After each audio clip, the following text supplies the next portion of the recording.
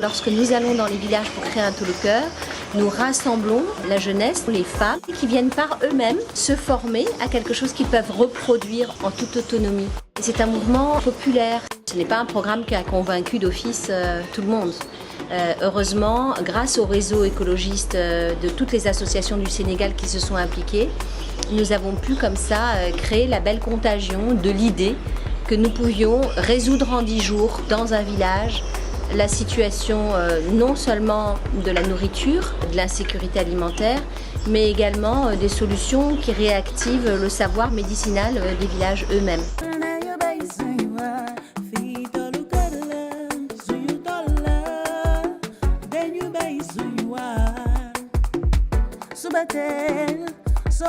J'ai d'abord été dans le droit de la santé, que j'ai quitté pour créer des écoles et des lieux de vie alternatifs.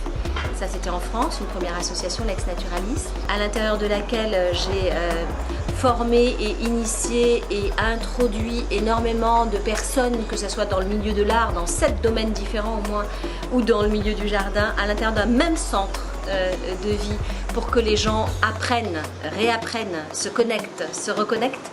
Et puis ensuite, il y a eu la fondation de l'association Biophilia, qui consistait à choisir un pays émergent pour créer en fait un mode alternatif de vie en société, en faisant la démonstration d'une économie prospère au service du vivant.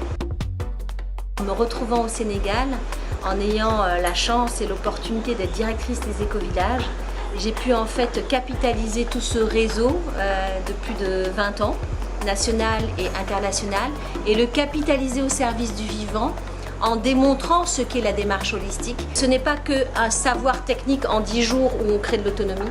Une dimension holistique, c'est rassembler tout le monde en un centre. C'est comme un village du Sénégal ou un village d'Afrique. Chacun a son rôle. Tout le monde à l'intérieur du grand cercle qu'est la vie, et à partir de là, agir ensemble.